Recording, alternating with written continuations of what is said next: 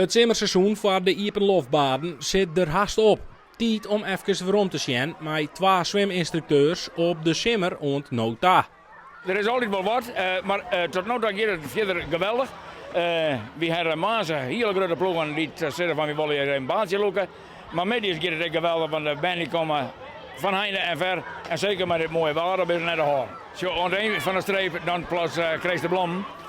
Maar dan zien we even wat we echt niet in hebben. Maar zoals het niet nou gaat het prachtig. Maar 41.000 bezoekers ont Nota rent het simmerseizoen in de wettervlekken als het slietjaget. We sjoggen ook even een eindje verderop, bij zwembad de Zandwarpen in Gietjerk.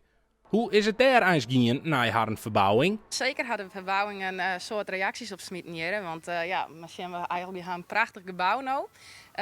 De bezoekers er komen steeds meer. We gaan dit seizoen eigenlijk haast al 30.000 mensen op bezoek gaan. Net alleen uit de Trien Waarden. We hebben prutte toeristen die op vakantie binnen. In Dokkum op campings, Burgum, Lauwert. Vindt het nou ook al hier de meesten. Ja, het is prachtig. Dan even naar de gasprijzen. Dat verneemt natuurlijk Elsen niet. Maar zwembaden broeken nou eenmaal gas om het water op te warmen. In Gietjerk is intussen de tarriedings op een gasleer zwembad al klaar. Alleen is het wachtje op roente op het stroomnet. In Serhuisterveen moeten ze daar nog mee beginnen, maar dat is een enorme kostenpost. Dan praat je echt door een peerton.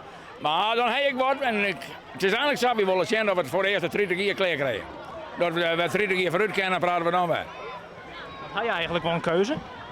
Nee. Het gas is zo die uur, als we daarom blijven, dan vrees ik het ergste. Ik wil ook rustig sponsoren, dat kan ik zien aan alle reclameborden die we hebben voor de middenstand. Maar die gasprijzen die stijgen, die riezen de pan uit.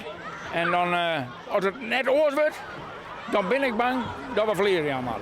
Maar zover is dan lang net, want we gaan ervan verliezen. De jonge Rijn en oude Rijn komen in elk geval graag bij de zwembaden. Ja, ik heb hier het voetbaltraining, dus dan moet ik om 4 uur naar huis om te klaaien en zo. Maar meestal ben ik gewoon tot 4 uur en dan sluit het.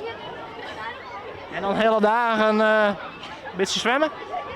Ja, een beetje op een handdoek lezen in gas, maar dit waren maar Nou, gewoon zwemmen, wat bommetjes, tikkertje doen. Nou, van alles en nog wat. Bij de Iepenloftzwembaden sjoggen ek alweer uit naar het takom seizoen, maar binnen eerst nog een paar weken Iepen. Dit seizoen ging echt super snel voorbij. Het had misschien ook maar alle gezelligheid, maar alle gezinsjes, alle jeugd. En ja, het was echt super geweldig, maar ik maak het waar. Wij zijn tot halve september bij wij Iepen.